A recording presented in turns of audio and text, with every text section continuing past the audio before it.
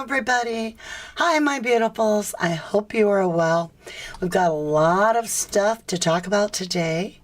There are a lot of theories. Everyone has a theory, and everybody seems to have a different theory when it comes to the Idaho 4.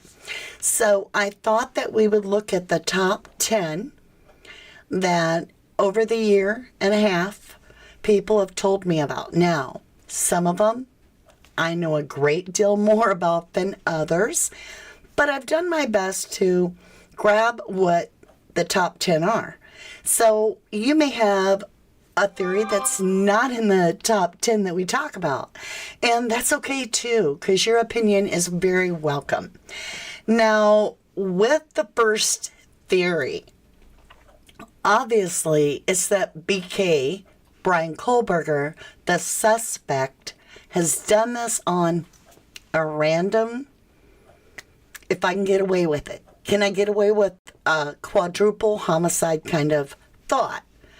And so that we're gonna tell 10 of them, but I'm gonna take you over to chat, and I've got a little whiteboard. Well, it's blue, our favorite color here.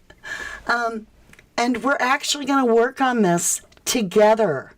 And in the end, we're going to be like, start voting. And then we're going to be like 1 minute on the clock. We're going to stop voting. And then I'm going to have the mods help me out. I hope we have a bunch here today. We got Jennifer Swain here. Oh, Jenny, I'll help you. But we're going to tally it up and see what is the top theory. What do most of you as listeners believe in? So it's really important that you stay in your own opinion, even hearing these other theories. So get in mind now before you hear the other theories, so that other opinions don't sway you at the last minute. But I want to go over all kinds of theories, from the church against the university, all the way to bad, corrupt LE, maybe CI informants. We're going to get into it all together. So let's jump over to chat and see how everybody's doing. You can see, whoop, I always do it wrong. There it is. Someday I'll learn. There is a top 10 board over there. All right? So as we discuss it, I'll be able to come over here and add on our next theory as we discuss it. That way you have a reference board as to what number, if your theory is on the board, what number you're with. And you can get your count up to date. I thought it'd be a little bit something different, but it also is really important that we understand, because if you take a lump of society and you take a poll, right, you kind of get an idea where the jury might fall. Kind of. You guys are much more informed. You've done your research. You have formed your hypothesis and your theories based on what you know. Well, I can't say that the jury is going to be as informed, but you never know. You just never know. Hopefully we have got all the sound quality issues worked out with no echo. And with that, let's see what you've got going on here. I want to say hello to a few people. Welcome to a Level 11 True Crime. I greatly appreciate you tuning in.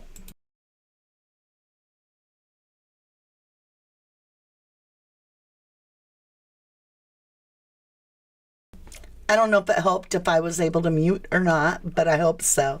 I'm still getting over a little bit of a bug. But with that, our mod right now is Jennifer Swain, and I greatly appreciate that. Hi, Sully Spirit, my love. Hi, Debbie. Hello to a lot of you. Cat H says this is her favorite color. So welcome, everybody, onto our top 10 Idaho 4 suspects, I guess, are people of interest. What is your theory? right? Let's get comfortable, get your drink, get settled in, and start sharing your thoughts. I'm going to be pinning up your different thoughts as we go, and I want you to not be afraid to share, because everybody has a different opinion. You might hear my Jack Russells in the background. They're just playing. Aw, thank you, Ruck Don Valjean, for that snooper chat. We greatly appreciate that. Thank you. Thank you. We also have a new camera coming, so I'm excited about that. Well, Barbara is in Wisconsin and finally caught alive. Good to see you. Hey, Kathleen, my beautiful. Hello, hello. Good to see you as well. So let's get caught up on chat and see what we can do. Hi, Ray Annette. So, of course, Brian allegedly would leave his apartment at something like 2:52, and by 2:57, he allegedly, his phone drops off the internet completely. No network. Doesn't reappear until, I believe, sometime around 5 something. And so nobody knows where Brian was by using his phone. But that is what some people's theory is that he shut off his phone rather than it dropping off the network, that he shut it off, that he drove to Moscow, he picked a house, blindly went in there with this challenge. He was going to take out 4 people with a knife solely by himself. That is theory 1. He just randomly picked these people, and he only made one mistake, and that was he left the knife sheath behind with a very tiny speck of his DNA on it, his touch DNA. All right? That's the theory the state has. There's no prior connection to the victims. He didn't stalk them.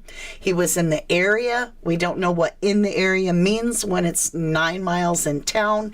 They're using the only tower. 9 miles to his house is what I meant to say.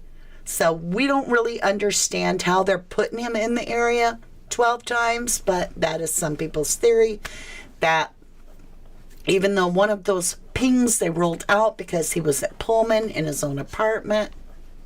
Okay? And so he then managed to commit this quadruple homicide.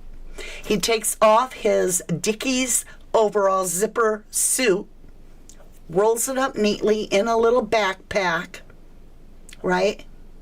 Takes his knife, sees a roommate, a survivor, DM. She sees him. I mean, they're close enough to see he's got bushy eyebrows, all dressed in black.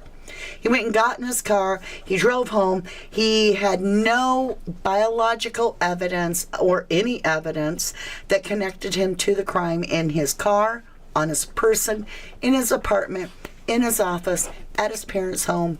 Nothing. But he did it because his DNA is on that button snap. So that will be number 1. If you, and hey, you are welcome to feel how you feel. We are just here having an open discussion. So when it comes time for voting, that will be a number 1. You can see it on the board by the red number 1. That will be Brian Kohlberger, random. Okay? Now, let's see what you guys are feeling about that so far. Hi, love Tina. Oh, wow. I've been waiting for a fact board. That's what I wanted to. So I decided we make this a work in progress board. Mr. Ifs, hello. You can watch on your desktop, but you have to chat on your phone. Well, I hope that gets worked out for you. I really do. Karen Guy says, been watching the Steve Avery documentary and have to say, in my opinion, reminds me of this case, corruption 100%. Thank you, lovely. Kathleen says she's a ready Freddy. All right. So let's get on our board. Let's see. Where is Brian did it random on here? Brian did it. Okay. And his motive, if you had to have one in that scenario, is that he wanted to prove that he's smarter than everybody else and he can get away with it. Yeah. Why would you leave a surviving witness if that's your goal? I don't know. Okay. Here goes a big one. Big, big, big. This says, let me get my keyboard over here. Frats. We're going to call it, well, I called it 19 minutes. Now, it's just not my theory. I just gave it the title of 19 minutes, and I did a video. But it was based on this theory that there is some sort of a adversary kind of tug of war of loyalties amongst the frats and sororities. We have Kaylee and Maddie and allegedly Xana leaving their sororities. And we have Ethan, who is part of Sigma Chi for now a year and a half before he passes. He is staying over with Xana and them. So the 19-minute theory, you would need to go back and watch my video, but briefly, let me give you the rundown. So there's some sort of planning going on between the frats to get rid of the Idaho 4 people. And they've been talking about it for weeks. Others have been hearing about it. They're in the frat. Now, DM, the surviving roommate, gets a hold of Kaylee, convinces her to come back to Moscow one final time before she goes to Texas for her new job with her new car and her dog, and away she goes. New life, leaving her ex-boyfriend behind. But in this case, it's more about Xana and Maddie and Ethan. And Kaylee just seems to be a oops, you shouldn't have come back, bad timing, wrong place kind of scenario. So she was considered bad luck. So this would have a group of individuals from allegedly Sigma Chi getting into an altercation with Ethan and Xana at the Sigma Chi party that we know did occur. And did seem like there was some sort of a fight because allegedly Hunter, Jay, I think it's Jay, I know it's Hunter, walks Ethan and Xana home. Now at 2:52 a.m., this is when Kaylee's phone disconnects from the network completely. After she has sent out 10 texts, well, not just her, but Maddie's phone as well, have sent out 10 texts to JD, the ex. And then her phone goes dead. So 19 minutes is a theory that is based on a 4chan post that suggests that these people, 4 or more, that have had the fight, have also been planning this for a long time, are going to wear baggy clothes. They're going to use electrician's tape to tape up their sleeves and everything. And they're going to wear this zip-up suit and baggy clothes. And they're going to wait until the lights turn out completely dark at the 1122 King Road house. And then that second, they're all going to take off. They're going to commit the crimes, and they're going to get the hell out of there, leaving no trace. And they'll be back right there next to Sigma Chi in 19 minutes. If you take that 2:52, right? That's the time that Kaylee's phone, we know, disconnected. And you add 19 minutes on it, I believe it takes you to 3:12 a.m. So 2:52 to 3:12 a.m., something like that. Let's see, it would be 2:52. Well, if you added on exactly 19 minutes, let me do the math. I don't know. 2:52 would be 8 and 10. Okay, 3 a.m., 11 minutes. So 3:11 a.m., 3:12, right in there. Give a minute for the lights to go out and everybody get going. You then see an interview at that exact time, not interview, a stop, if you will, by these men clad in black that are allegedly police, law enforcement, with an unmarked car, standing by a fire hydrant right next to Sigma Chi, I believe on Taylor Avenue, where Maddie, it appears Maddie's jacket was left hanging. Okay. Now, at the time that the police officers are doing this, and they've got these 3 alcohol, or is it 4 individuals that are minors, under 21, they're getting a ticket for alcohol. Okay. You see the 4 or 5 heads in the silhouette running from where it appears that they're coming from the direction of 1122 King Road, and they're headed towards Sigma Chi. Now, how would they plant the sheath and get Kohlberger's DNA on there, all that kind of stuff? I don't believe the Frats in this theory, from what I believe, would have had anything to do with the cover-up. I believe that the school in this theory was protecting itself, and therefore they protect the Frats. And so that's the 19-minute theory, that they were after Xana and Maddie and Ethan, and that Kaylee was just bad luck. Now, they claim that this fight that's been going back and forth goes a year before this. Well, we do know Ethan in 2021, the year before he's killed, is already at the university, enrolled in school. He's a freshman, and he's entering Rush with Hudson Lindo, who in April winds up face down in the creek and allegedly drowned.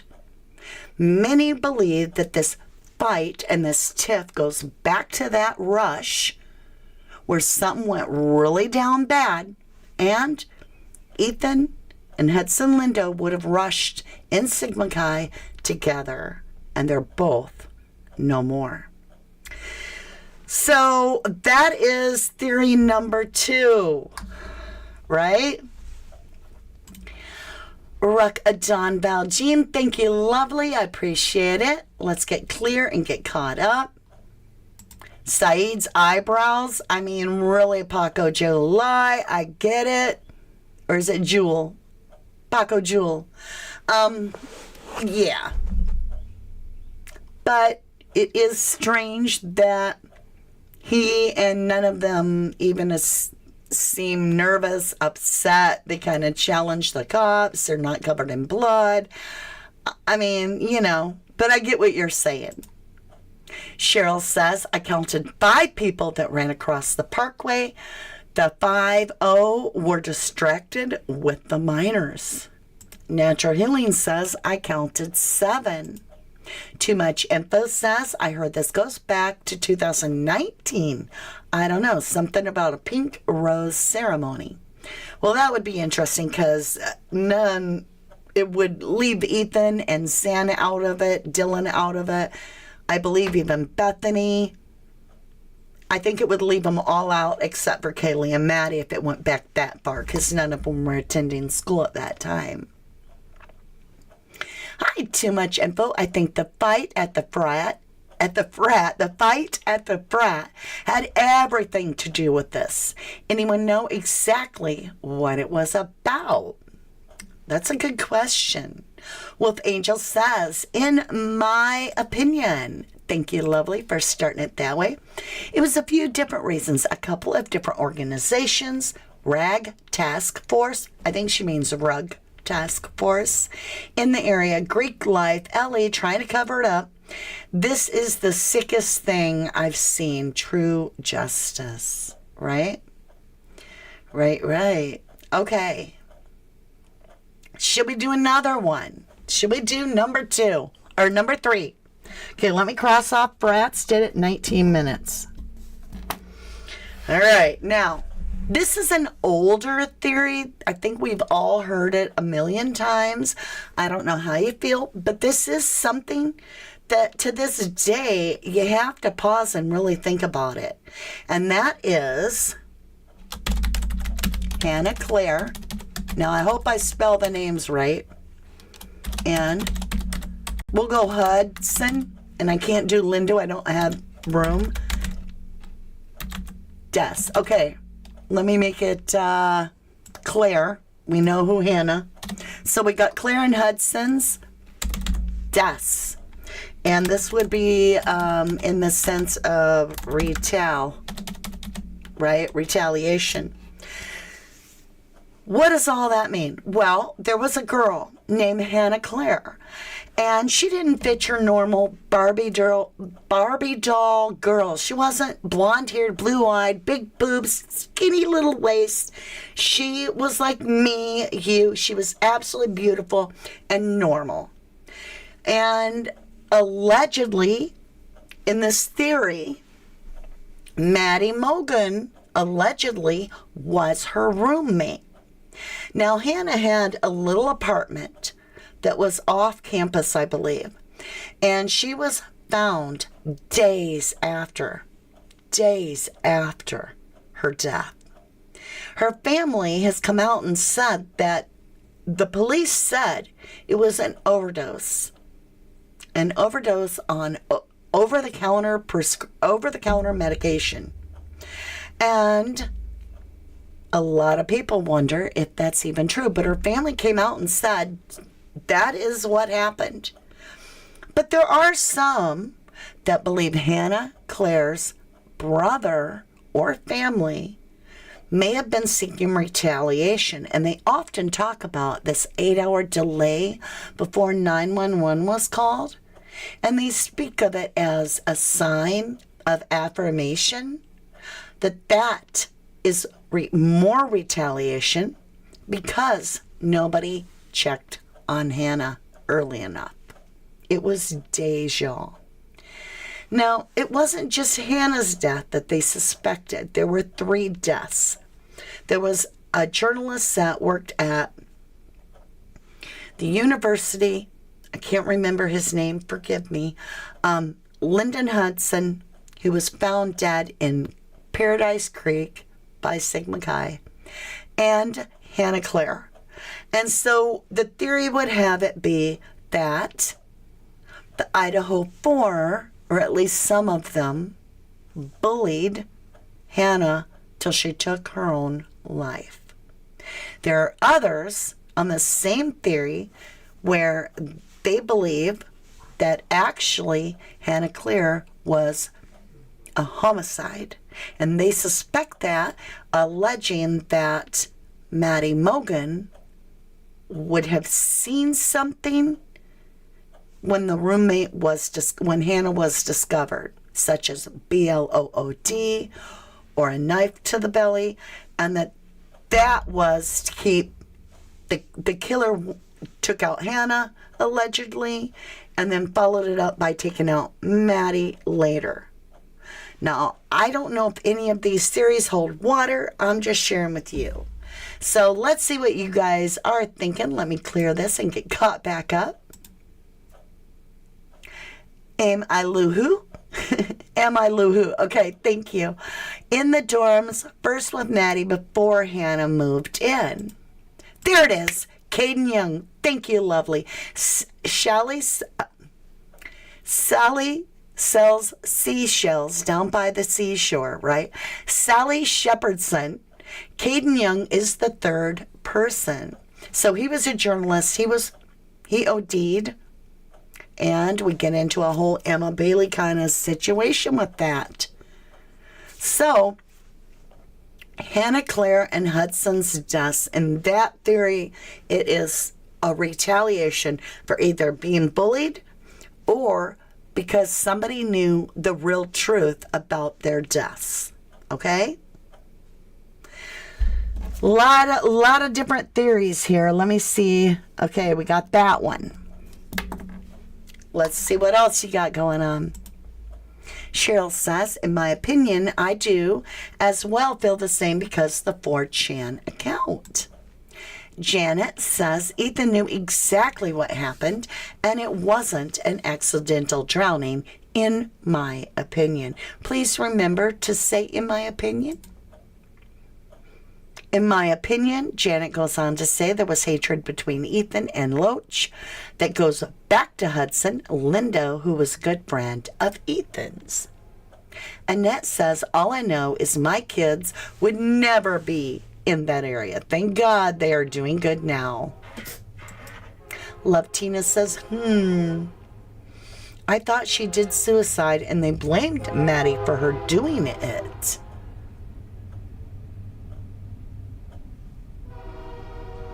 I've never heard that before. Amy Lou, they blamed Maddie for bullying Hannah, in my opinion. I've heard that a million times. I've never heard that anybody accused Maddie Milgan of taking a life. That's shocking.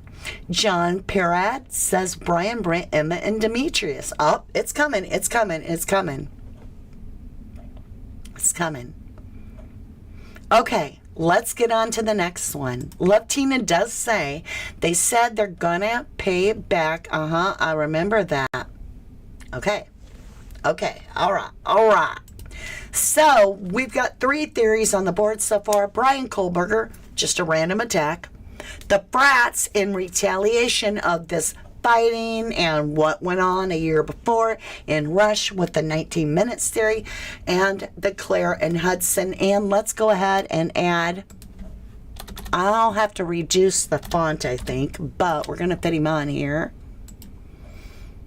And, where was it? Hold on. What was the gentleman's name? Caden Young? Okay, we'll go Young. Whoops. Sorry, y'all. There we go. We'll just shrink this up a little bit. Let's go that way. Okay. Are you ready for number 4? I need a drink. Wet my whistle.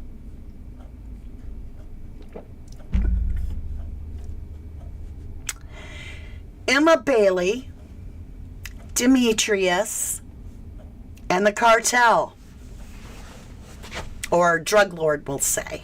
The drug lords, the rug lords.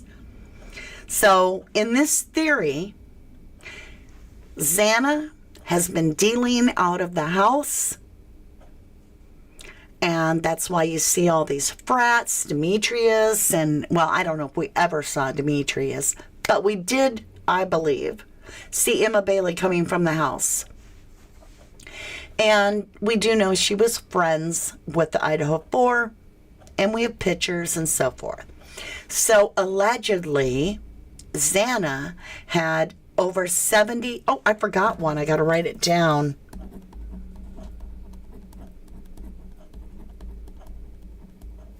I mean, we may have 11, right? We are 11. All right, so in this situation, Xana has a lot of fronted rugs, and she's got to sell them, and then she gets a profit, a kickback. And then in this scenario, something convinces Maddie that she's done with this organization.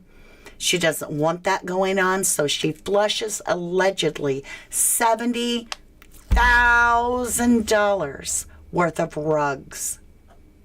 And it's been alleged that the rug lords ordered the hit.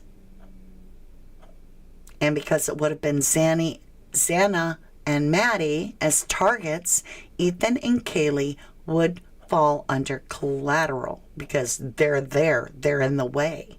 They're with the individual targets. You do have to wonder, the police alleged in the beginning that the house is targeted. Well, we also had the cab driver. That's the drug house. We also heard that's where the party house is.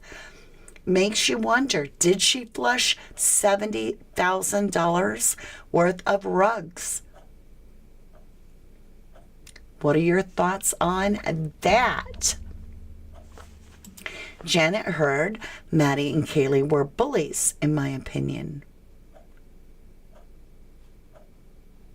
Let's see what else you guys got. Elise says, hi, Mama D. I hope it's all good. Sorry I'm late. Feeling poorly. Honey, you can't be late on here. You are here when you're supposed to be. Whenever you arrive, you're good. You're good. Amy Lou is going back to the other theory. Blame Maddie for bullying Hannah, and she overdosed. A lot of people believe that theory. Hey, Joyful, good to see you, lovely. Love Tina said, I heard early about the suicide and claiming there was some bullying and going to be payback, but could have been talk. I don't know, honestly, right? Now, we do support another case. I want to just take a minute to talk with you for a second. Our 1111 family is working on the Sandra Birchmore case. And, let me go back and check. What was our thing at? 2,825 signatures have been signed. It's free to you on a death investigation petition for Sandra Birchmore. Now, this is really, really important. I'm going to grab the link real quick. And I'm going to put it in chat for y'all. And then I'm going to hit it on the board. Oh, whoops. There we go. You just need to go here and sign so that we can get an investigation into this 23-year-old, 10-week pregnancy. So she was 23. She was over 10 weeks pregnant. And we believe it's very possible that a corrupt LE officer may have taken her life. We want her, and I say we, her family, a huge amount of supporters. We really want to get a full-blown investigation into her death. And by helping us sign, you also have the opportunity to win $125,000 in the giveaway. Because when that Sandra Birchmore death investigation hits 5,000 signatures, I will pick a random subscriber, and our 1111 family will buy you a gift card for $125. So I'm excited about that because that's helping Sandra and her family, and helping somebody get something. I mean, $125, you could be like, I want it in a gas card, right? And when we hit 30,000 subscribers, we are going to give away this beautiful DVC little camera here. And all you need to do is be a subscriber. That's it. And put DVC giveaway in your post after the live has aired. Make sure and put it down in the comments below the video after the video has processed. All right, my lovely Luz, I want to say thank you so much for all your support. Let's get back down to business here. Making a lot of sense. I don't know if we are or not. I just need to go over this because I've got so many theories in my head. I'm like, let's get them on paper. Let's get number 4 on the board. Okay, we did the cartel with the rugs. All right. Big one. We're going to say cartel hit. All right. Because of let's do the dash. CI parents. So I don't know this one as good, but basically Maddie, her dad, and her stepmother, as well as Xana's mother, all have a shady little past with the law where they've gotten in trouble. I say past, but it isn't too far in the past. In fact, Xana's mom, it was ongoing. And the parents got pulled into jail, arrested, facing charges And I believe that this theory is that they turned into CIs, confidential informants, and basically rolled, right, over on some really important people, which then cost them their lives and also led to this huge drug bust with Jesse Bailey, who is the Aryan, I think it's Aryan, white supremacist drug lords that, I mean, I'm talking worst gang in the world, right? There really was a bust in Spokane, extremely large, one of the largest that I personally know of for Idaho. And in that, it really made me wonder, would they go after the kids or would they go after the CI, right? I don't know. But if this was a drug hit, that would mean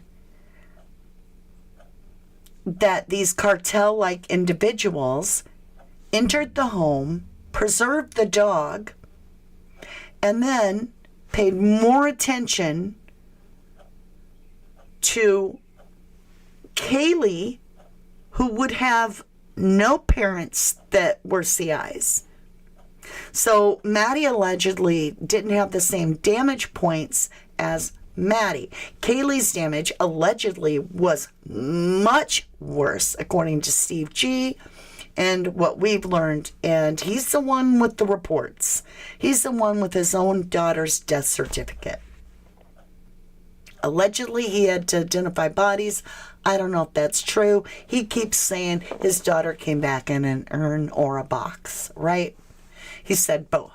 So I'm not sure if that's true or not. However, if that was true, right, then why would the school protect the drug lords or the police?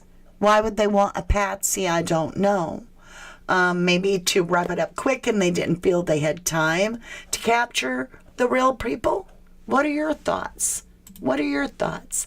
Sally says, no one would have $70,000 of rugs in one place, in my opinion. Cheryl Ferris says, what if, in my opinion, and others saw Xana hide the rugs in the room across from her room, possibly where the golf clubs? That would be why Ethan's parents don't have them yet. Interesting. Too Much Info says, I get this theory, I really do, but in my opinion, it was the cartel there, wouldn't be two survivors. Would the cartel leave a survivor? Not in my opinion. Too Much Info says either frats or survivors, in my opinion. Shelley says, in my opinion, cartel, LE, and both BKs, all involved. I don't have that one on the board, but I appreciate your thoughts. Jennifer Swain says, why would Murphy be spared if it was a cartel hit? Too Much Info also says the cartel would take the dog out first to shut it up. Janet says, I cannot see any survivors if it was a cartel. Too Much Info says the cartel is ruthless. I don't think these kids had enough product for the cartel to be involved, in my opinion. Hello, Just Amber. Welcome to 1111 True Crime. You said, hello, I think an interesting addition to this theory is allegedly one of the surviving roommates, boyfriends, and his family are part of that affiliation. So, with that, let's get them on the board, because that, actually, let's make this a little bigger or space it. How can I get to 5? Okay. We're going to make 5 just a little bit bigger so that we stay next to the numbers. All right, so this is the theory. DM And forgive me, some are small and some are big. DM and Quinn, the boyfriend, did it. They were just so sick of Murphy, that dang dog, because DM hated that dog. And Quinn Kelly lived in Boise, and he said he's never been to Moscow. But in this theory, he drives from Boise all the way to meet DM, and the two of them put on masks, a pink mask for DM and a black mask for him, and they take out everybody in the house, and Bethany isn't there. Bethany's over at Sigma Chi. Now, you could say, well, maybe DM, her boyfriend, was part of that cartel or related. And I have something to tell you. Well, actually, I want to show you this. Let me go get a picture. This is going to be weird. We're going to slide it over. We'll come back to this. Let's see if I can do it. What if I slide it over? Nope, it won't let me go that way. What if I get a new one? Hold on, y'all. I got to show you something. When we're talking about DM and Jesse Bailey, you're going to want to see it. I promise you. Okay, let's get rid of that top 10 for a minute. We'll put it all back. Don't worry, lovely. I need this much bigger. I need a picture of Jesse Bailey. This is what happened today in my mind. I was like, what in the world? Let's get a copy of Jesse Bailey and a copy of DM. Okay. Let's get Jesse Bailey on the board. We may have to get a different picture of DM where her head's straight. I want you to look at Jesse Bailey's mouth. Take a good look at his eyes. And take a good look at his mouth. He's got this oversized kind of like Grinch mouth. Right? And he's got these like beady little eyes. Well, I was looking at Dylan. And I've always called her duck lips in my mind. I know that's not nice. But hey, she's side-eyed and too much of Kaylee for me. Okay, let's get DM. Let's bring her to the front. I want you to look at her mouth. Are these two goofballs related? I don't know. I just thought they favored. To me, they could be daughter and dad. I doubt they are. I mean, Dylan's mom works for the college. But I thought, are they related? I don't know. You want to look at it one more time? Sorry. What are your thoughts? Janet says, in my opinion, DM helped facilitate by luring Kaylee back to Moscow and letting people know when everyone was home and in bed. You are not alone. A lot of people feel that way. Right, Sully Spirit. We need to know where DM's boyfriend was located that night and AM. Hello, Cheryl Ferris says, in my opinion, the knife sheath was planted. There is a knife throwing biz where a lot of students, possibly Brian, may have went there. Joker lips? Or Barquet, El Barquet says Joker lips. Love Tina says it might be a stepdad. I don't know. I mean, I'm just throwing spaghetti at the wall. If it, it probably isn't going to stick. I just thought, what the heck? I was making that thumbnail and I thought, wow, they really favor to me. So, let's get back over to what we were working on. There we go. All right. So, that would be, she does have duck lips, sorry. Isn't DM's dad a prosecutor? I don't know. Who is DM's dad, y'all? Why don't we know who Dylan's dad is? Now I gotta write that down. Who is DM's dad? I want to know. I just want to know.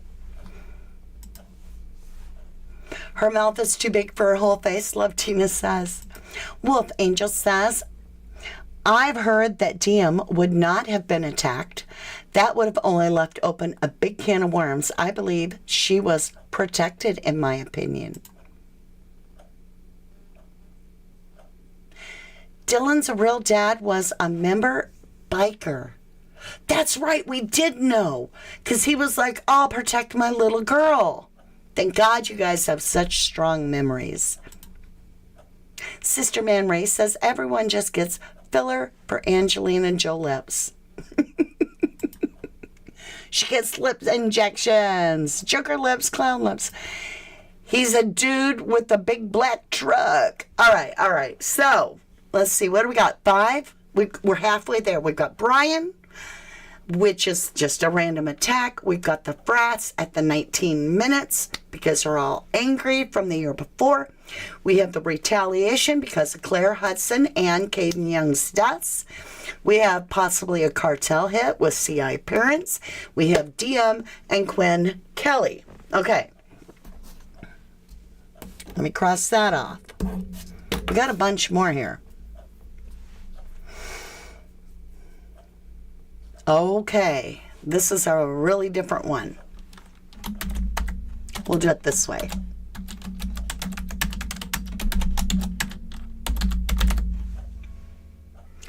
So, number 6 is, this goes way, way, way, way back. Might even make you remember some things. Brent Morrison. Okay, let me write that down. I want to look up more on him.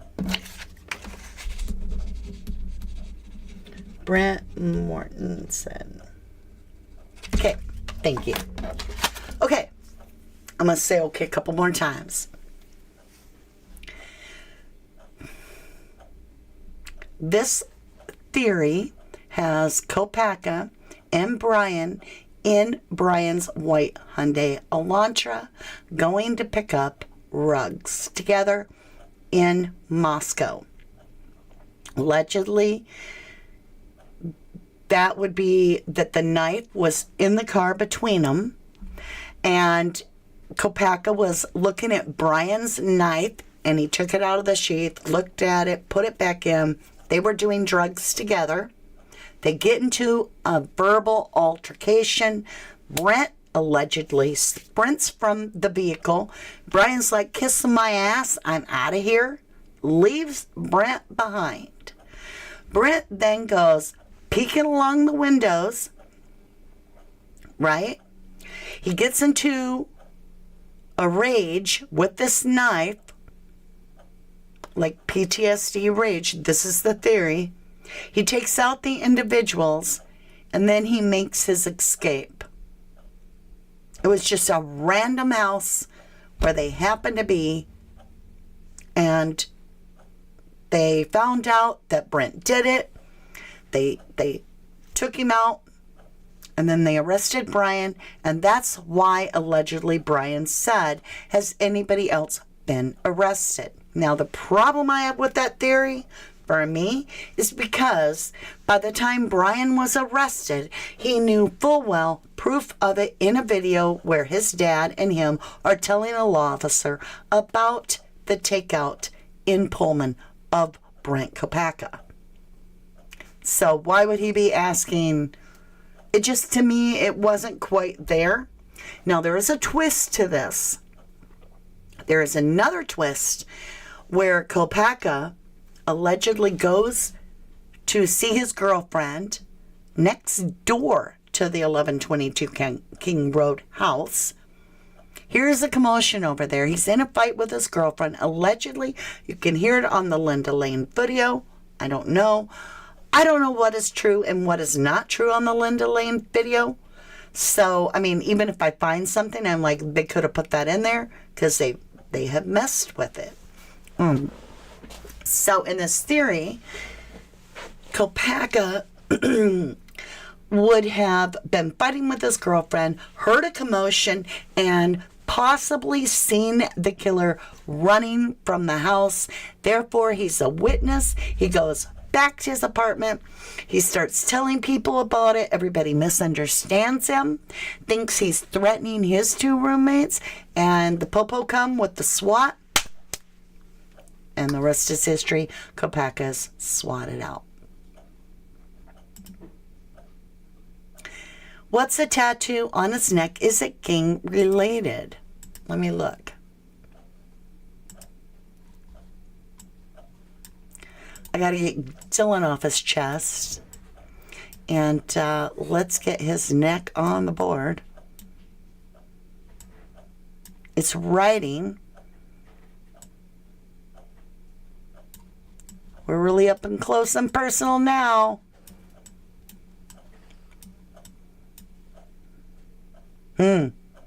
Pixelates so much when I try to make it bigger.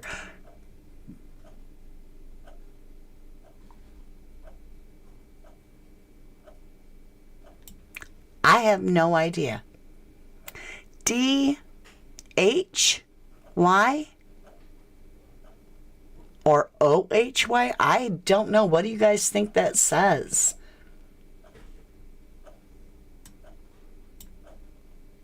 I could try to make it clearer, but I don't think it's going to work because we can't see the back half here.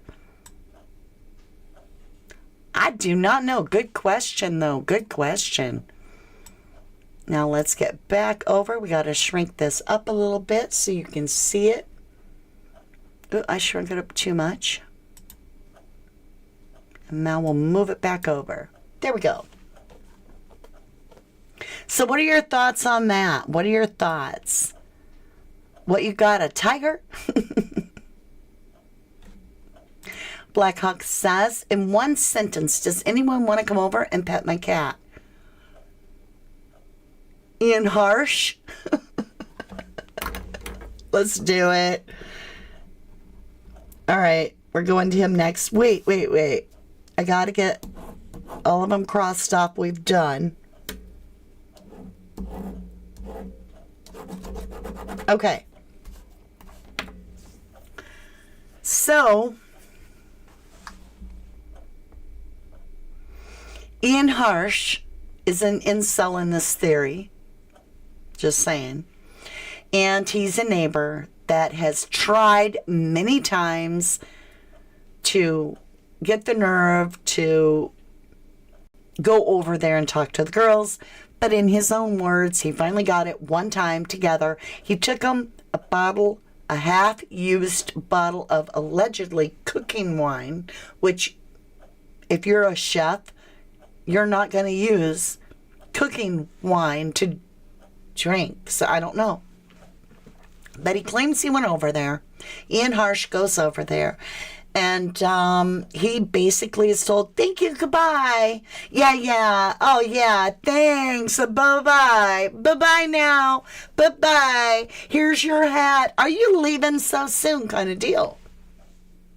So he is living in his place where he's got view of that apartment building. That house, 1122 house.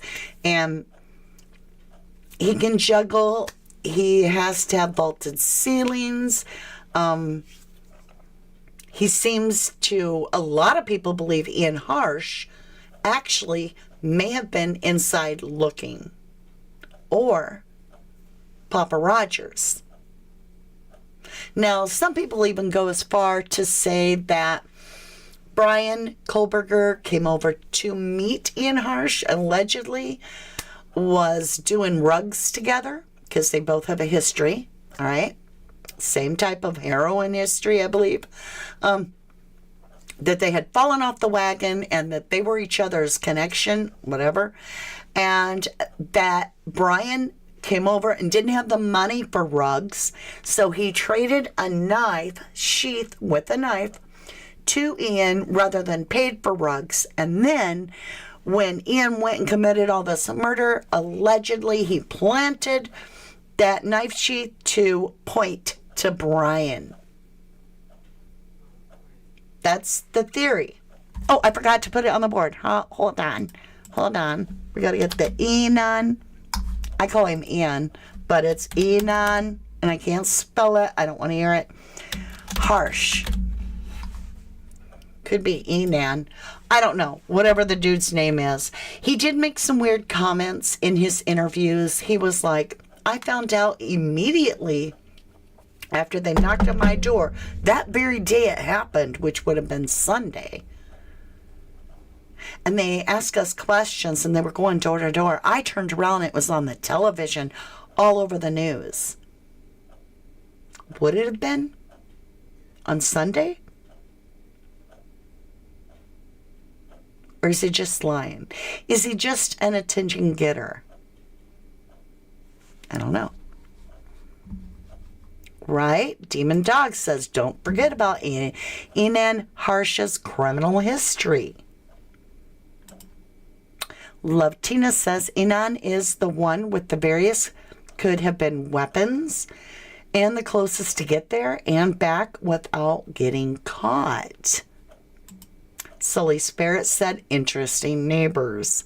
Right.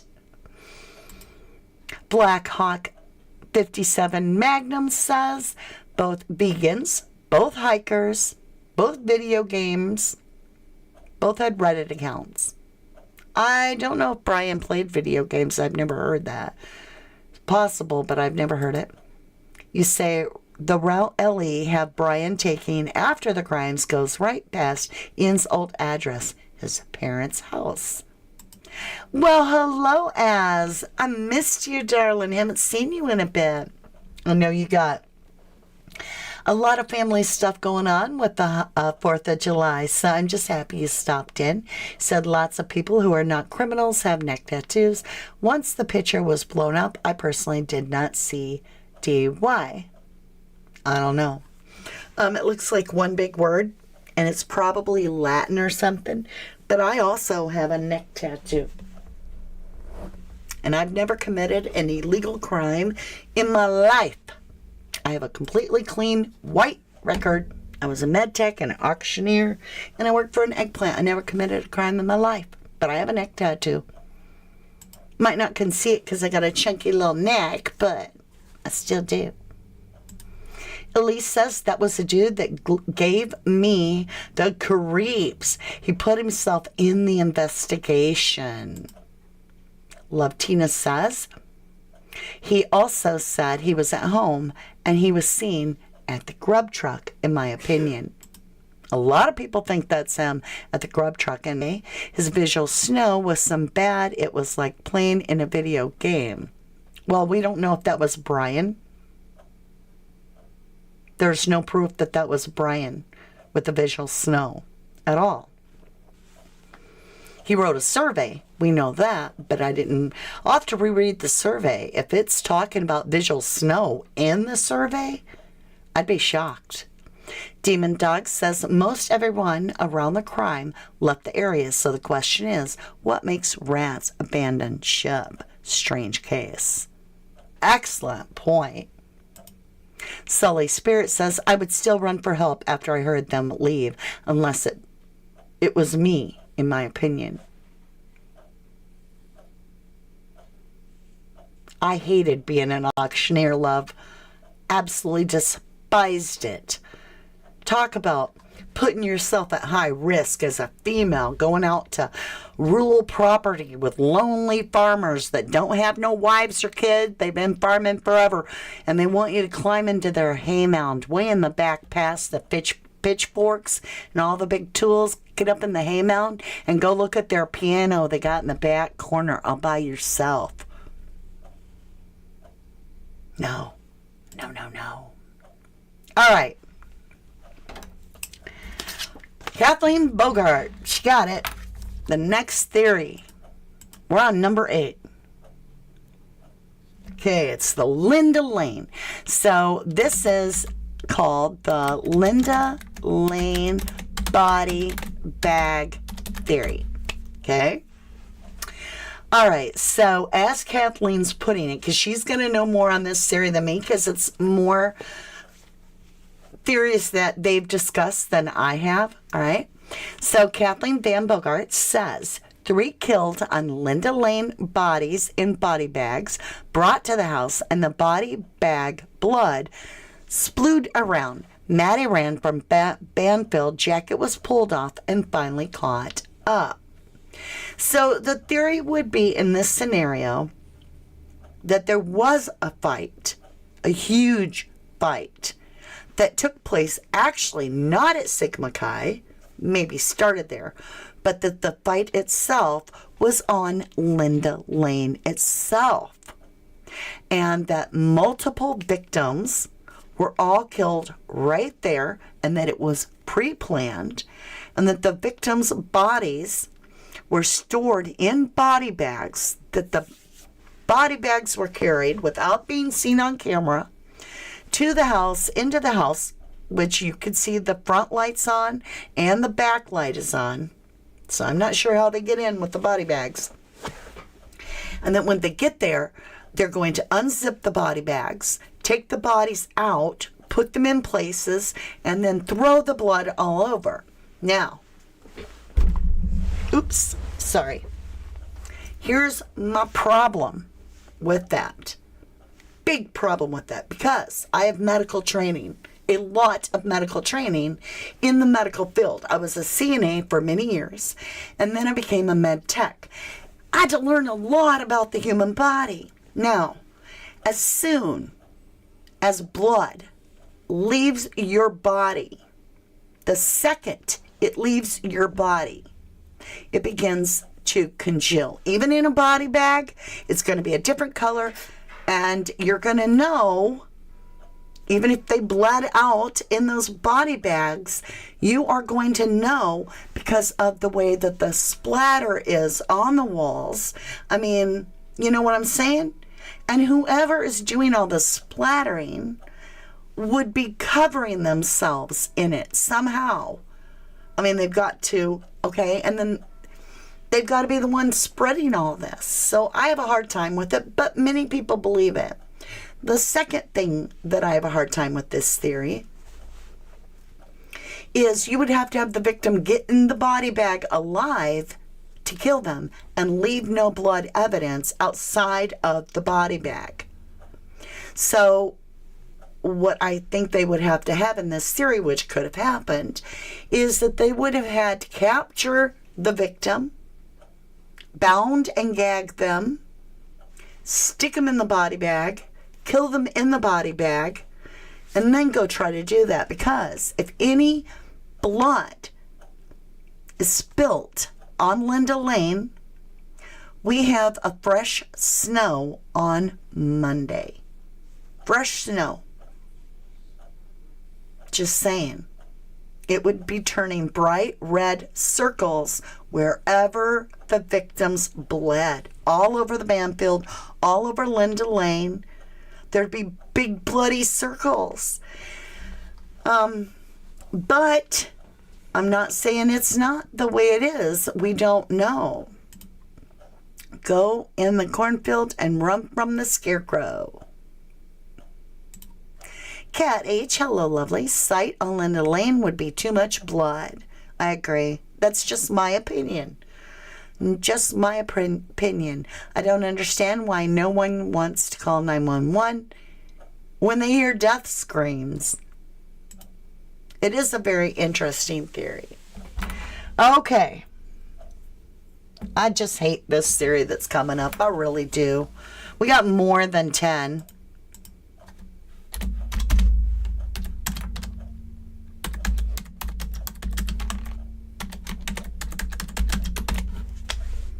Oh, yeah. So for a long time, I had one individual that did a lot of work, all right? And they never provided a receipt.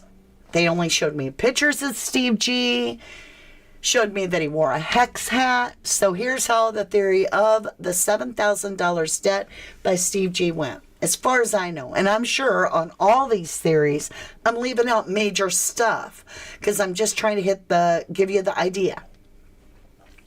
So in this theory, Steve G has gone in debt because of the hex company Now, Hex did have a problem. Steve was wearing a Hex hat.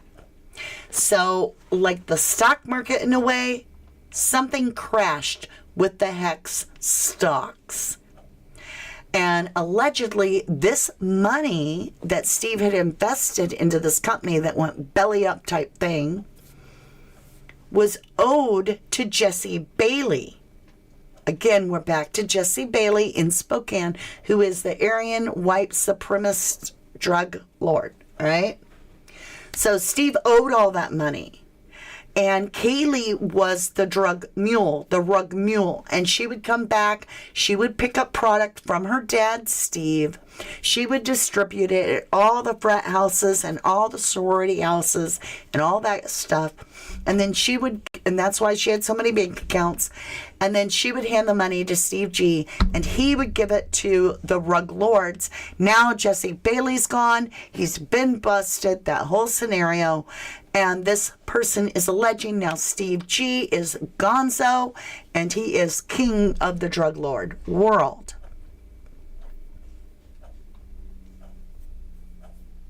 What went wrong was Steve G went belly up with that Hex account and did not have $700,000 to allegedly pay Jesse Bailey.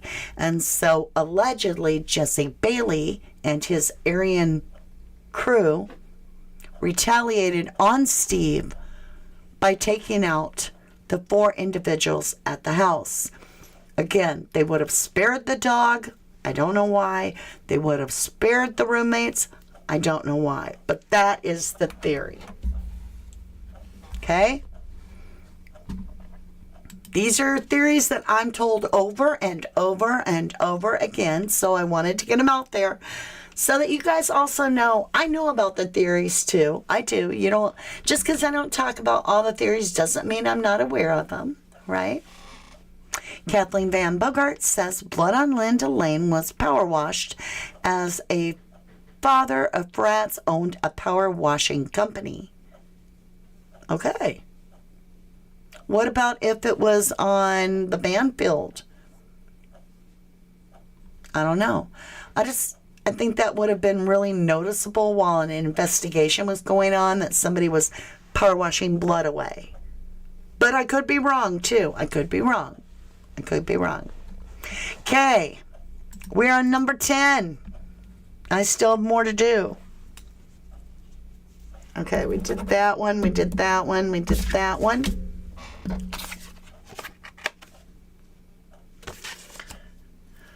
All right, number 10.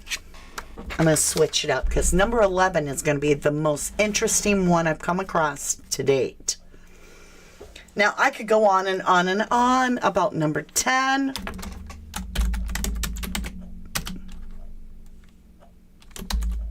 I'll just put X. So, number 10 would be Jack D, the X, and Adam L. Now, recently, I've gone over quite a bit of details as to why I do feel that that is something viable and really worth looking into. The dog is alive. The person, Jack D, is an X. He'd know every in and out, most likely the door codes, most likely the passcodes on the phones. Then 10 calls between Kaylee and Maddie calling JD and he doesn't respond. Is that so people look at that and go, well, obviously JD isn't at the house because the girls are calling him over? More like an alibi. He had a strong wrist. These are gouges, not stab wounds. He played tennis really a lot. He could parkour. He could juggle knives. He could juggle. He could balance a tin bead on his chin. He could climb out the roof. Well, even if Adam isn't part of it, which is his alibi, he could have climbed out his roof and went over and did the job because allegedly he was sleeping and the phone call proves it. How do we know he didn't make that phone call? How can the phone call be part of his alibi? And his last name, let's just say Coeur d'Alene, right? I mean, there's a lot to his family lineage in Idaho. Very important. So it has been alleged that Jack D slipped out his bedroom, went in, took out Kaylee and Maddie, went down, took out Ethan and Xana, maybe as collateral damage with the other roommates not home, or maybe his accompanee, the one that's partnered with him, may have had a beef with them two, Ethan and Xana. Now, what if this person had a big crush on Xana like the 4chan was hinting at? All right? Had a big crush on Xana and got rejected that night at Sigma Chi. They might be willing to go in on it and be like, I got a beef with Xana. You take care of that up there. We've got each other's backs and alibis. What are your thoughts on that? Susie G says, I don't trust JD, but remember at the beginning they found a drawing at the scene of the inside of the house. JD wouldn't need that. I've never heard that. I can't remember that because I've never heard that in my life. That is absolutely the first I've ever heard of that. If we had had anybody stating that there was a drawing of the layout of the house found in the house, I believe that would have been all over the news and we would still be talking about it. So I'm not sure where you heard that. Glenda Henshaw says, here's a crazy theory. Okay. In my opinion, someone put someone in the vents to have students go to sleep. They had no fight in them. Maybe you mean someone put something in the vents to have the students go to sleep. They had no fight in them. The other two roommates could not have been there if this story is even possible. Thank you, dear. Kathleen Van Bogart says, in a video, Jack T looked all beat up. It's in the video of him working on a car with somebody else. He has bandages on his hands and a black eye, in my opinion. Well, maybe Steve G beat the crap out of him because he was like, you killed my daughter. I don't know. Or maybe JD. I mean, I just find it strange because the G's did check Jack D over. And allegedly, he didn't have a scrape on him. And they're like, oh, you're good. You're good. Sorry, man. I mean, I know, JD, listen. I know my daughter and you were high school sweethearts, and 10 days ago, she destroyed your heart. She was taking the dog. She was moving away across the United States away from you. I mean, when you guys broke up, it couldn't have been real good, even though you're friends, because she moved home, kind of like, and didn't even want to come back to Moscow, basically at all, before she was going to Texas. So she wouldn't have even been saying goodbye to you. She was just done with you, right?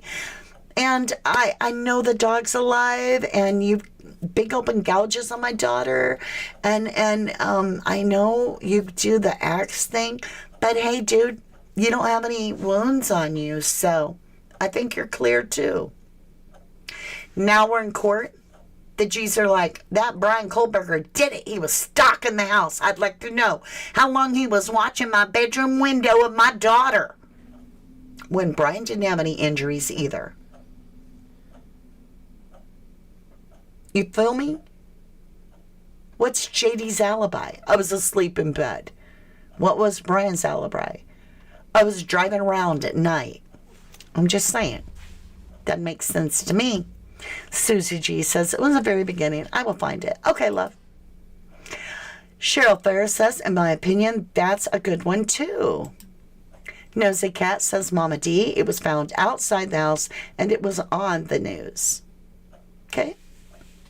I'm just saying, I would love to see that. I'd be talking about it. I mean, I don't know why nobody would have talked about it before my chat right now. None of the other creators were like, oh my God, they found somebody literally.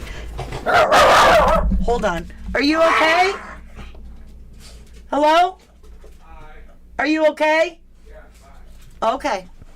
Sorry, guys. When I hear a big thud, I want to know if my kids are okay. Right? Katie with Sebastian Rogers. It's the middle of the day, though. Jack D and Bethany. Ooh. All right, we got one more to do. Elise says, in my opinion, weird theory, but we need to look at what if the reason the roommates that survived was a reason to send the message to them what you're told or you get your housemates got. Interesting. All right, I got to fit it. I don't know if we got room. We're going to have to shrink all this up, you guys. We're hitting 11 because we are 11:11. True crime. So, hold on. I'm going to make it real big for a minute. There we go. Well, I kind of made it real small now. But I need room. All right, this is number 11. Forget these numbers because they... Oh, shoot. Wait. If I do this, you'll lose your number for voting. So I got to undo it. Where's my little thing? Show it. Undo it. We got to leave it that way. All right, we're going to move our top 10. And we're going to move this up. I got to have room, y'all. I got to have room. All right. On the 10 one, we got to make a number 11. Right? This is a big one.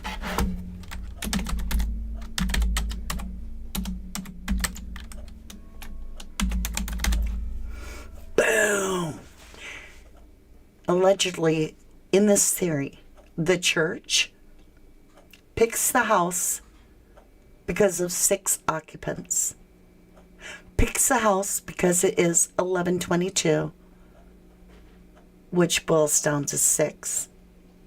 Picks the date 11/13/24 because, or 22, because it adds up to 11 and 13 is another 6.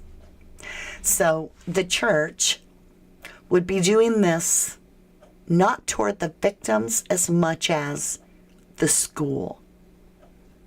Now, for me, I would think they would take more of a target of on campus if this were true, but hear me out. So the theory is that Sticker Gate, where the church was fighting Moscow PD in court over control and all that good stuff, and how the police allegedly coerced or treated a minor without representation of a parent or a lawyer, right? So they were all ticked off about it. So allegedly, in this theory, the church was retaliating against the police, the law enforcement, as well as the school. And here's why. Okay, so in Moscow, there's a problem with realty. The school even has laws that they can't get more property and build onto that property and relate it to the school anymore. They have to already own the property to make it something for the school. And so what they've been doing is, where they owned property, they've been giving the boot to all the renters and being like, nope, this is going to be a school library. Nope, this is going to be this school thing. Nope, this is a school study room. And so the church is getting ticked off because they felt like the school was taking over, the police are taking over, and the church is the one that wants to take over. So in this theory, they target whoever is home. There is no witnesses. The 2 roommates aren't even home yet. It's just whoever happens to be in the house, and they target them so that the school is seen as a horrific place. So if you do I have my book here? Hold on, I gotta grab something. In the school theory, I'm grabbing my Bible just a minute. we would need to look up 1113 for the date and 1122 because of the house. So I did my research, and Kings, let me see what page it was on. First Kings is on 444, exactly the number. So let's turn to 444 and get on Kings. And it happens to be 1122 King Road. So we're taking 11, and then we're going to take the 13 for the date, because 1113. And then we're going to read 1113 through 1122 for the message.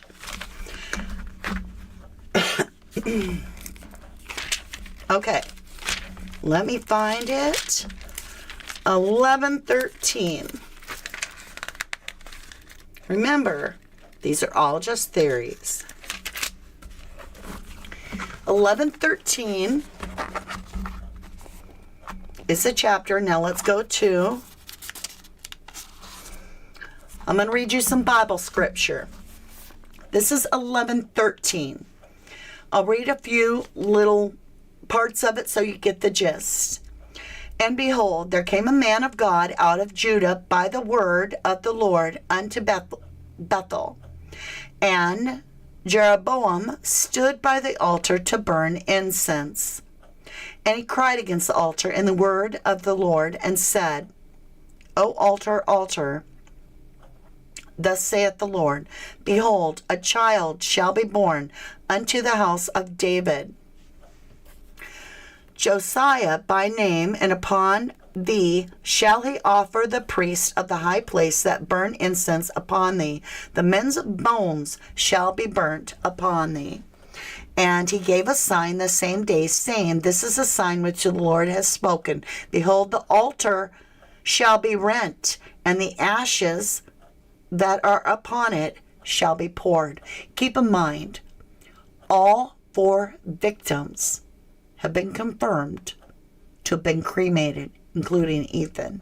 So when it says ashes, right? Verse 4.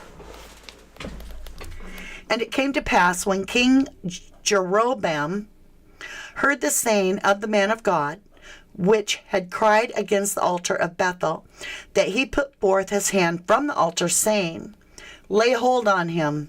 And his hand, which he put forth against him, dried up, so that he could not pull it unto him again. The altar was also rent, and the ashes poured out from the altar, according to the sign which was the man of God had given by the word of the Lord. And the king answered, I'm reading the last verse, which I say last because it's number 6, right? And the king answered and said unto the man of God, Entreat now the face of Lord thy God, and pray for me, that my hand may restore me again.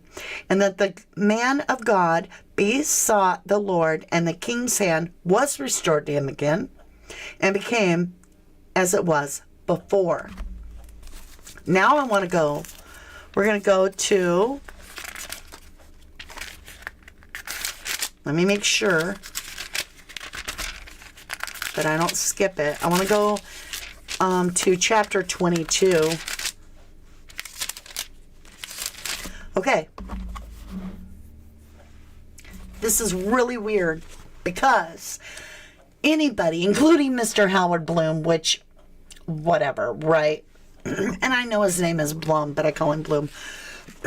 There's a holy war between the school and the church. There really is.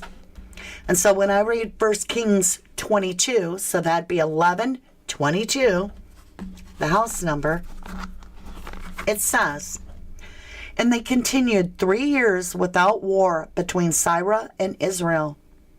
And it came to pass in the 3rd year that Jehoshaphat, the king of Judah, came down to the king of Israel. And the king of Israel said unto his servants, Know ye that Ramoth in Gilead is ours, and will be still, and take it not out of the hand of the king of Syria. And he said unto Jehoshaphat, Wilt thou go with me to battle? to Rath-Megillid. I can't even say that name. And Jehoshaphat said to the king of Israel, I am as thou art, my people as thy people, my horses as thy horses.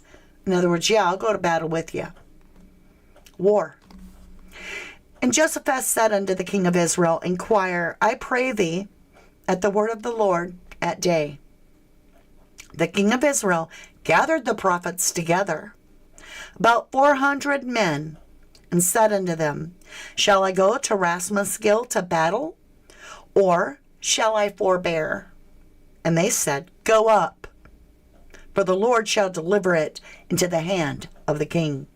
And Jehoshaphat said, Is there not here a prophet of the Lord besides, that we should inquire of him? And the king of Israel said unto Jehoshaphat,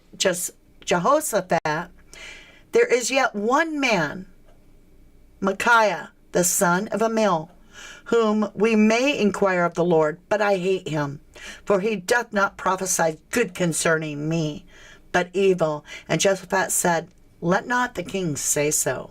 Then the king of Israel called an officer and said, Hasten hither, Micaiah, the son of Amiel. So the king gets his little army together and sends them to battle. I don't know. It made me think of a lot of things. If the church did do this, did they have members of their church on the force? Because allegedly, over like 30%, if not more, I think it was 70%. I don't know. Check your own facts. Do your own research. There's a huge deal of that town that are the church. And they see the school as a poison. So it made me wonder. Oh, I lost chat. Hold on. Boom, we're back. Love the KJV. It's so poetic. I love reading the Bible. I don't believe every word in it, like fact. I think a lot of it is like symbolism. So I disagree with a lot of the moral, though, in the First Testament. But we're not here to talk religion. Shenanigans, haha, that scripture is far removed from 11 King Road. It's history more than prophecy. Annette says, Joanne, they left the parking lot of the house when the police were there across from the field with the boys with the beer. Exact same time. B-Man says, in my opinion, no way one person did the killings in 8 minutes. No way.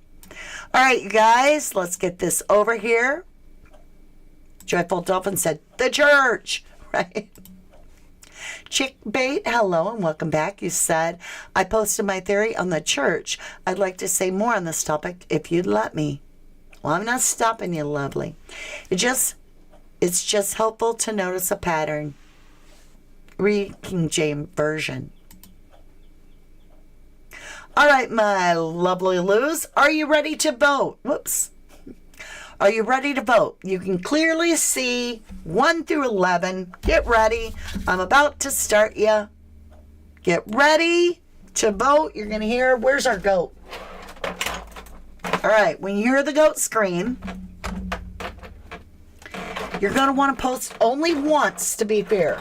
So do not vote over and over. Once you vote, leave it out there. Be honest. Vote one time only. Okay? Now, we've got 200 and almost 300 in here. I am not going to be able to count this perfectly. So I'm going to do my best to kind of give us a gist. All right? And that's going to allow us to find out what theory gets the highest vote. What do the most of you think? All right? Okay. Aw, Jennifer. Thank you, beautiful. That was so sweet. Great stream. Number 10 is my pick. Thank you, love. Thank you.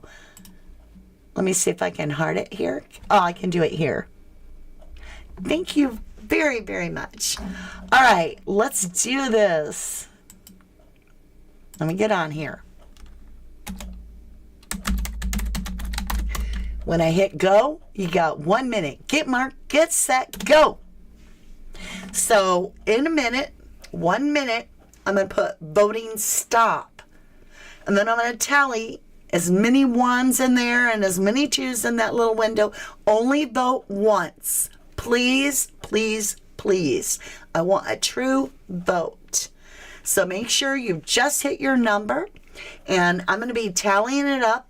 I'm still watching the clock. And make sure, and while you're voting, compare the list, figure out, are you at the same place you were with your theory at the beginning of my video as you are now? Just wondering. Choices are on the board. We've got number 1, Brian Kohlberger, as a random deal. Number 2 is the Frats, 19 minutes. Number 3 is Claire Hudson and Caden Young's Retaliation. Number 4 would be the Cartel Hits with the CI parents. Number 5 would be DM and Quinn Did It. Number 6 would be Kopacka and KP get in the fight. Kopacka commits the murder. Number 7 would be Ian Harsh, the neighbor that liked to juggle, right? Number 8 would be the Linda Lane body bag fight. Number 9 would be a $700,000 debt by Steve G because Hex went belly up. Number 10 would be Jack D, the ex, with an accomplice such as Adam L or someone else, or more than one. And number 11 is the church versus state. All right? Okay. Here we go. Whew. Let me see. So I've got for number 2s, I don't see a 1 yet. So I'm going to go 1, 2, 3, 4, 5, 6, 7, 8, 9, 10, 11.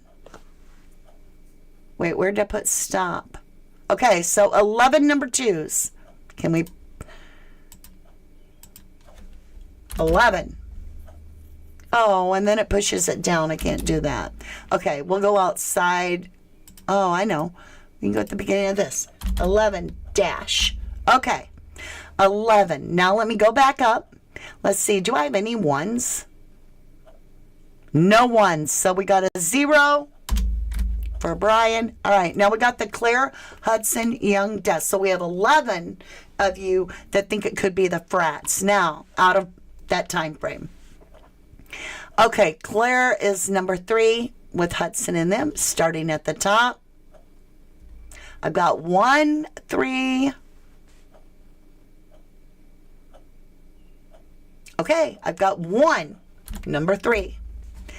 Number 4, the Cartel Hit. Let's see what we got from the start. 1. Okay, we'll still go with that. 2. 3. 4. Okay, so we have 4 for the Cartel Hit. All right, DM and Quinn, number 5. Let me see what you guys got. Number 5, 1.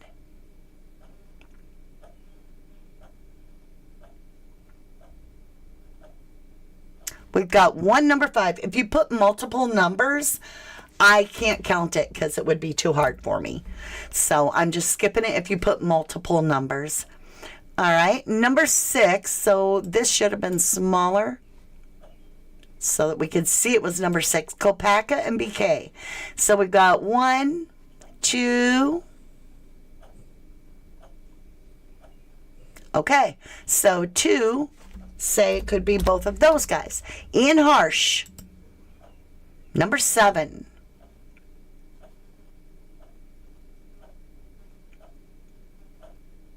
Nobody thinks it's Ian, so 0. Linda Lane, number 8. All right, let's go to number 8. Number 8 Like I said, if you have voted, several of them, I'm just skipping it or it'd be too hard. 8, I've got 2, 3.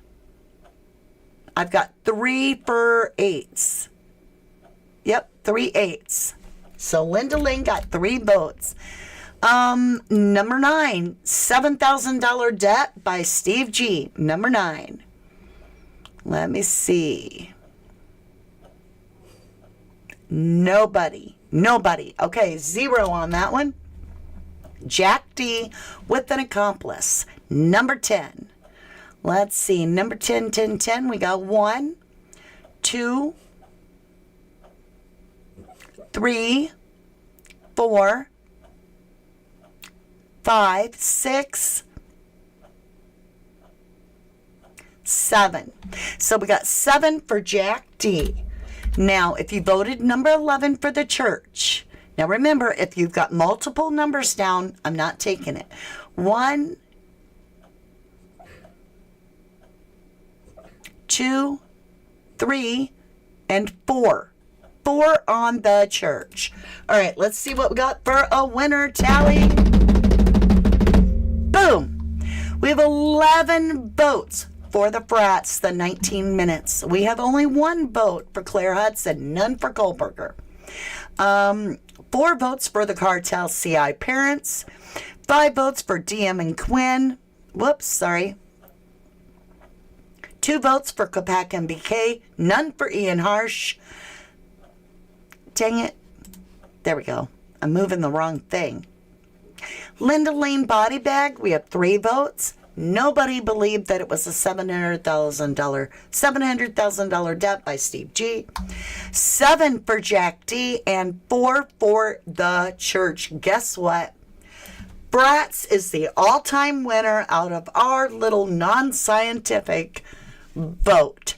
The Frats, 19 minutes is the theory, and it won by a landslide.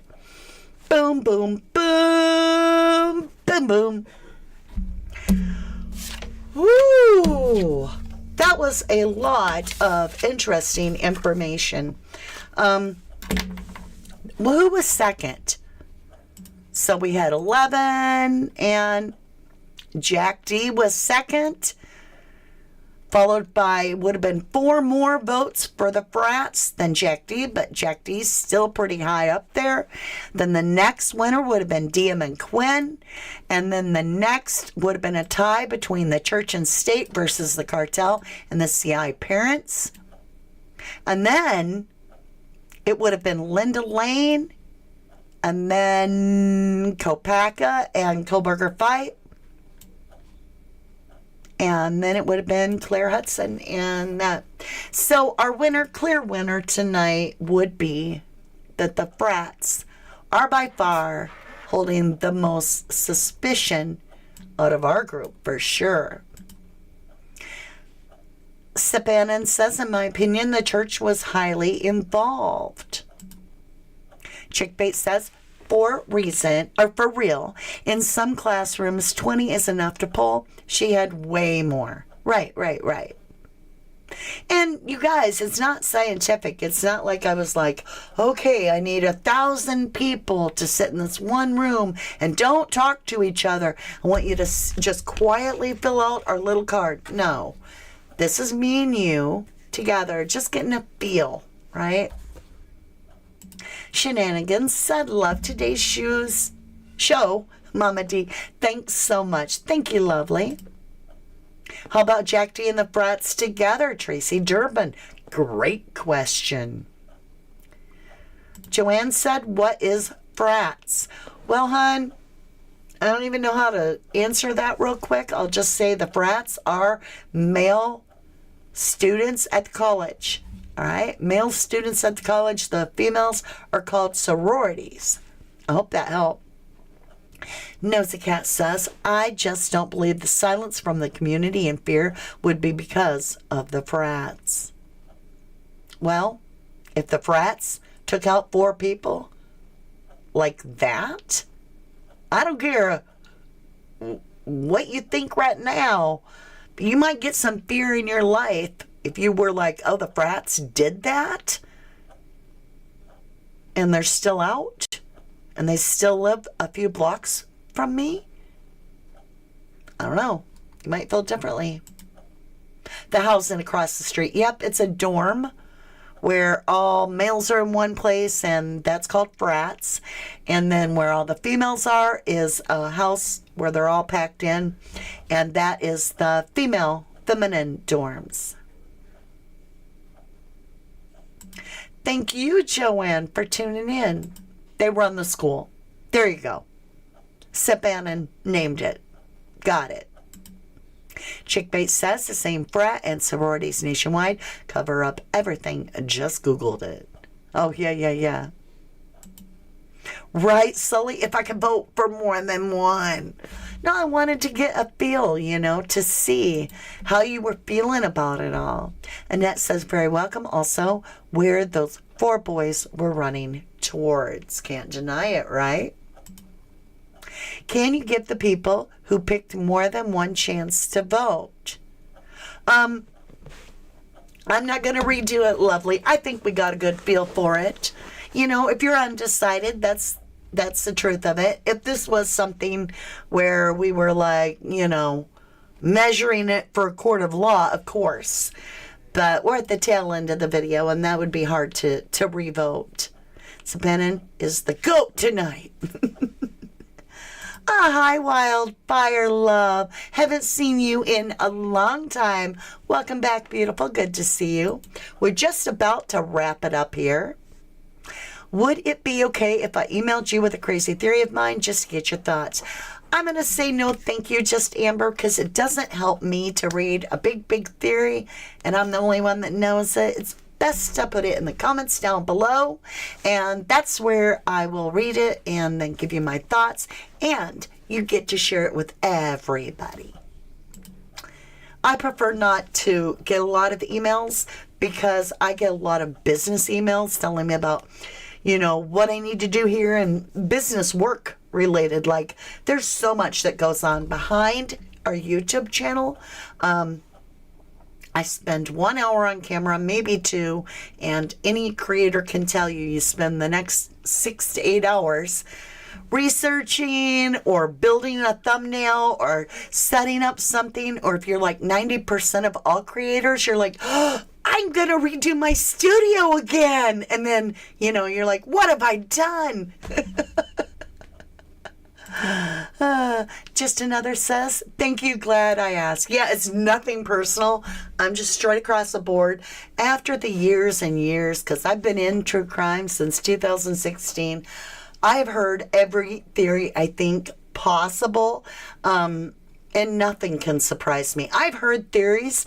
I'll tell you the most. This one pissed me off. Nobody's theory has ever angered me the way this person did. They emailed me and they wrote an entire 4 damn pages of the most grotesque, horrific details of the homicides, really nasty parts that made me want to go ugh, right? That was already off-putting. They could have said took Xana out or took out this person. They didn't need to be and then this is what happened to her body part here and her body. Okay, so they go through all that. But the attackers were, I shit you not, the individuals themselves were taking turns killing each other. And I'm like, I can't keep opening my email to random crap like this, and then I'm mentally subjected to this crap. You know how long I read that? That much. Where all these body parts, and they were taking turns stabbing each other. I'm like, you are sick. I didn't tell them that. I was like, just not going to answer this email. Just not going to answer this email. It was gross. And I don't want to hear all that anyway, because, I have a heart too. I'm not desensitized to violence. I have a very hard time. We have a new video coming out in the next few days that is going to go into a little bit of detail on a specific injury. And it's got me on edge because I'm like, bleh. I have a hard time with it. If I was so good with human blood and bodily fluids, I wouldn't have been a med tech, which is a pill pusher, basically. I would have been a nurse, right? Because I would have made a lot more money. Chick Bait says, I didn't even want people on my channel, babes. I only want to promote. Oh, well, please do not promote here. I appreciate that. Our channel is for our family to relax. I mean, we do promote, but we choose who we promote. Now, talking about promotion. Thank you, Cheryl Ferris says, good show, Mama D. I love how you theorize. See you next time. And that's exactly it. We've all been on here for a while. I should have shut that curtain. It's so dark. Why didn't y'all tell me? Always do something wrong on these lives, right? Either got echo or I got the sun shining on me. My face is dark, whatever. So, I'm so excited. Our I'd say our advertisement starts tomorrow to let you know that we have guests coming on our show. We've got Once Upon a Crime, right? Once Upon a Crime Time with Tommy Jude. Check his channel out, get familiar, as well as on the very same night, our very first guest night. And this all takes place on July 9th. 4 days from now, right? Is going to be Rory with Thou Shalt Not Kill True Crime. I am over the top excited. I cannot wait to have them on our channel, ask them tons of questions, discuss the Idaho 4 case, and really dig into this together. I mean, I was on both of their channels and up on panel. We all have a chemistry. We all have the same language. We work very well together. So I look forward to that. Please check out their channels and give them lots of love as I give to you. I love you guys. Should we get ready for our closing scene here? I love you, and until I see you again. Love you to the moon and back. Don't forget, if you want to be in the drawing, right? Or not drawing, but you want to be able to receive the $125 gift card for our Sandra Birchmore death investigation. Please, it's an honor system. We encourage you with all our heart. Sign her death petition, and when that gets to be 5,000 have signed, we're going to pick somebody that's a subscriber and give it away. I love ya to the moon and back.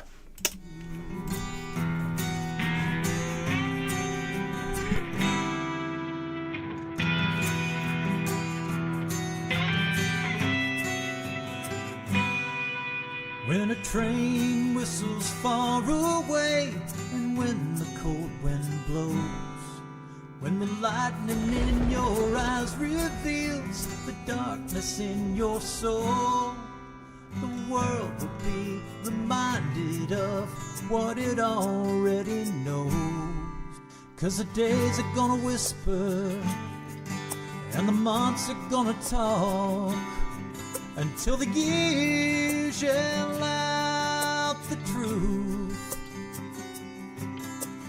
Time will tell, time will tell on you.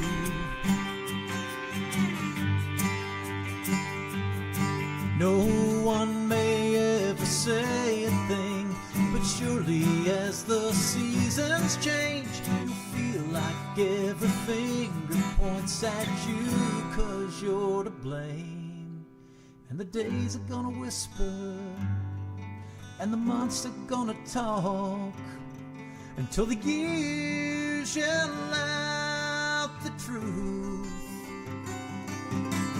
And time will tell, time will tell on you. It's gonna tell on you.